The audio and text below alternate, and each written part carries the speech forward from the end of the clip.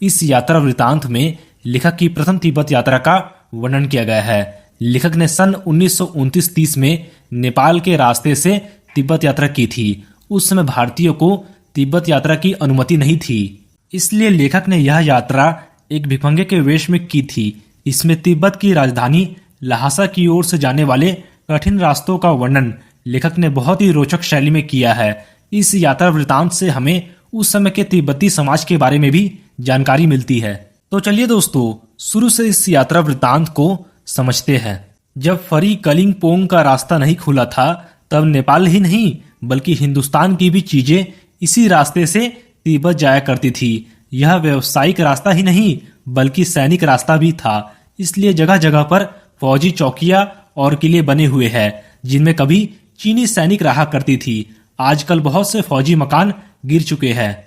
दुर्दशाग्रस्त क्षेत्र के किसी भाग में जहां किसानों ने अपना निवास स्थान बना लिया है, वहां पर कुछ घर आबाद दिखाई पड़ते हैं। ऐसा ही वीरान एक चीनी किला था। लेखक वहां पर चाय पीने के लिए ठहरे थे।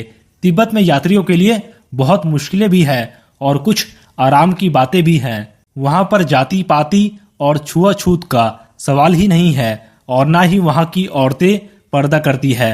वहां पर लोग निम्न श्रेणी के भिखमंगे को चोरी के डर से घर के अंदर नहीं आने देते। चाहे आप वहां बिल्कुल अपरिचित ही क्यों ना हो, तब भी घर की बहू या सास को आप अपनी झोली में से चाय दे सकते हैं। वह आपके लिए उसे पका देगी। अगर आप उन्हें मक्खन और सोडा नमक देंगे तो वह चाय चोड़ी में कूट कर उसे दूध वाली चाय के रंग जैसा बनाकर मिट्टी के टोंटीदार बर्तन में रखकर आपको दे देगी। यदि आप बैठक की जगह चूल्हे से दूर पर है और आपको डर है कि सारा मक्खन आपकी चाय में नहीं पड़ेगा, तो आप खुद जाकर चोड़ी में चाय मथ कर ला सकते हैं। चाय का रंग तैयार हो जाने पर फिर नमक मक्खन डालने की जरूरत होती है। लेखक आगे बताता है कि वीरान चीनी किले से जब वह चलने लगा तो एक आदमी राहदारी मांगने आया, तो लेखक और उसके मित्र सुमति ने दोनों चीटें उसे दे दी। शायद उसी दिन लेखक और उसके मित्र सुमति थोंगला के पहले के आखिरी गांव में पहुंच गए। यहाँ पर सुमति के जान पहचान के लोग थे और भिखमंगे के वेश में रहने पर भी ठहरने के लिए अच्छी जगह मिली।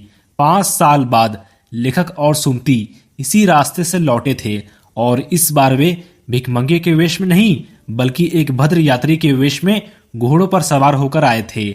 लेकिन उस वक्त किसी ने उन्हें रहने के लिए जगह नहीं दी और इस कारण उन्हें गांव के एक सबसे गरीब झोपड़े में ठहरना पड़ा।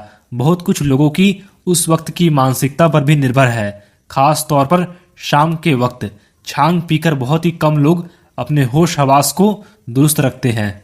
अब उन्हें सबसे भयानक डांडा थोंगला पार करना था। डांडे जो कि तिब्बत में सबसे खतरे की जगह है, 16-17 हजार फीट की ऊंचाई होने के कारण उनके दोनों तरफ मीलों तक कोई गांव देहात नहीं होता था। नदियों के मोड़ और पहाड़ों के कोनों के कारण बहुत दूर तक किसी व्यक्ति को देखा नहीं जा सकता।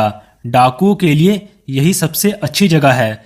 तिब्बत में गांव में खून हो जाए तब तो खूनी को सजा भी मिल सकती है, लेकिन इन सुनसान इलाकों में मरे हुए आदमियों के लिए कोई परवाह नहीं करता।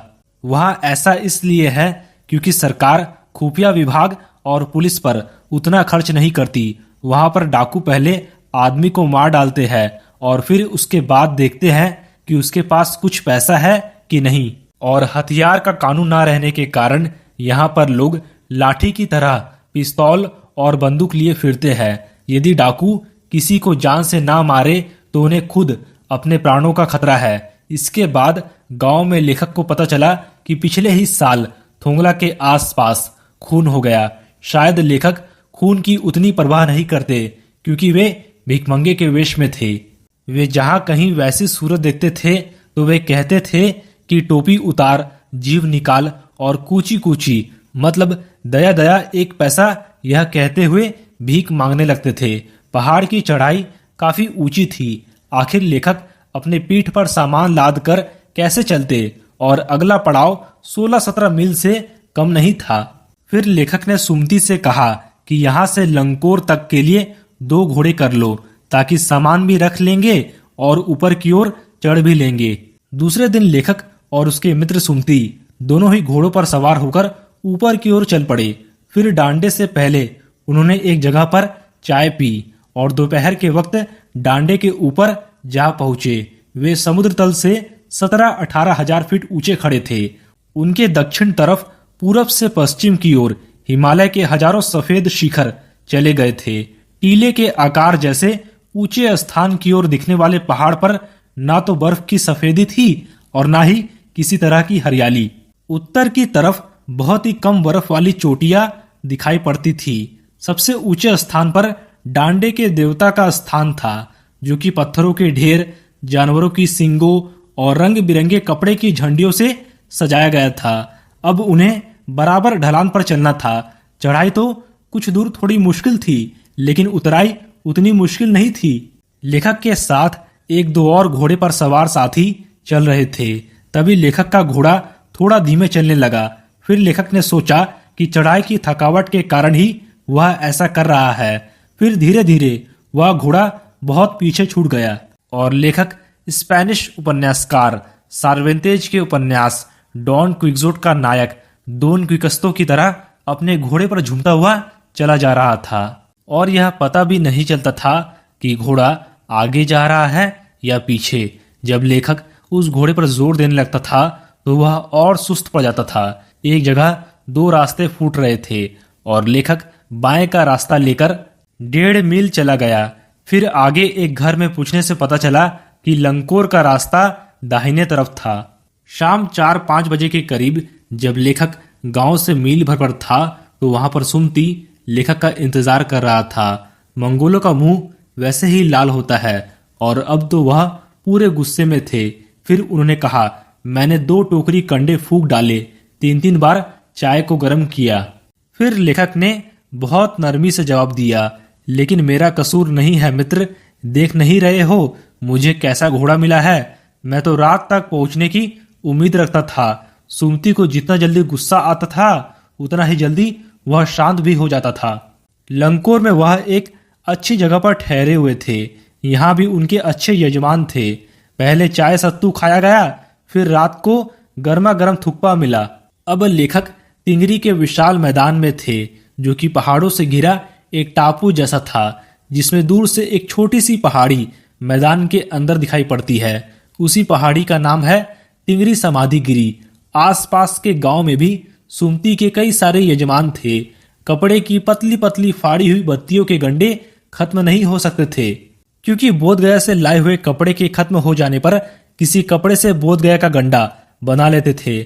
सुमति वहां पर अपने यजमानों के पास जाना चाहते थे। फिर लेखक ने सोचा कि यह तो हफ्ता भर उधर ही लगा देंगे। इसके बाद लेखक ने सुमति से कहा कि जिस गांव में ठहरना हो उसमें भले ही गंडे बांट दो, लेकिन आसपास के गांव में मत जाओ। लहासा पहुंचकर इसके बदले मैं तुम्हें रुपए दे दूंगा। फिर सुमति ने इस बात को स्वीकार कर लिया। दूसरे दिन लेखक और उसके मित्र ने भारवाहक ढूंढने की कोशिश की, लेकिन वहां कोई नहीं मिला। फिर लेखक ने सोचा कि अगर सवेरे ही चल दिए होते तो अच्छा रहता। अब तो 10-11 बजे की तेज धूप में चलना पड़ रहा है। तिब्बत की धूप भी बहुत बड़ी मालूम होती है। हालांकि थोड़े से भी मोटे कपड़े से सिर को ढांक लिया जाए तो गर्मी खत्म हो जाती है। दोपहर 2 बजे सूरज की ओर मुंह करके चलने पर सिर धूप से जल रहा है और पीछे का कंधा ठंड के मारे बर्फ जैसा प्रतीत हो रहा है। फिर लेखक और उसके मित्र सुमति ने अपनी पीठ पर सामान लादी, हाथ में डंडा लिया और फिर चल पड़े। हालांकि सुमति के परिचित टिंगरी में भी थे, लेकिन वह एक और यजमान से मिलना चाहते थे, इसलिए वह उनसे मिलने का बहाना करके शेखर विहार की ओर चलने के लिए कहा। तिब्बत की जमीन बहुत अधिक छोटे बड़े जागीरदारों में बटी है। इन जागीरों का बहुत ज्यादा हिस्सा बौद्ध मठों के हाथ में है। अपनी अपनी जागीर में हर एक जागीरदार कुछ खेती खुद भी कराता है, जिसके लिए उन्हें मजदूर बेगार में मिल जाते हैं। खेती का इंतजाम देखने के लिए वहां कोई भिक्षु भेजा जाता है, जो कि जागीर के लोगों के लिए राजा से कम नहीं होता। शेखर की खेती के मुखिया भिक्षुनम से बड़े ही भद्र पुरुष थे। वह काफी प्रेम से मिले। हालांकि उस वक्त लेखक का भेष ऐसा नहीं था कि उन्हें कुछ भी ख्याल करना चाहिए था। यहाँ एक अच्छा मंदिर था जिसमें बुद्ध वचन अनुवाद की हस्तलिखित 103 पोथियां रखी हुई थी। और लेखक का आसन भी वहीं लगा। वहां पर बुद्ध वचन अनुवाद की हस्तलिखित 103 पोथियां बड़े मोटे कागज पर अच्छे अक्षरों में लिखी हुई थी। एक एक पोथी 15-15 शेर से कम नहीं रही होगी। इसके बाद सुमति ने आसपास अपने यजमानों के पास जाने के बारे में पूछा। उस समय लेखक उन पुस्तकों को पढ़ने में व्यस्त था, इसलिए लेखक ने उन्हें जाने के लिए कह दिया। फिर सुमति दूसरे दिन अपने यजमानों से मिलने चला गया। लेखक ने सोचा कि शायद सुमति को वहां से लौटने में 2-3 दिन लगेंगे, लेकिन सुमति उसी दिन दोपहर बाद चला आया। तिंगरी गांव वहां से बहुत दूर नहीं था। इसके बाद लेखक और उसके मित्र सुमति ने अपना अपना सामान पीठ पर उठाया और भिक्षु नमसे से विदा होकर चल पड़े।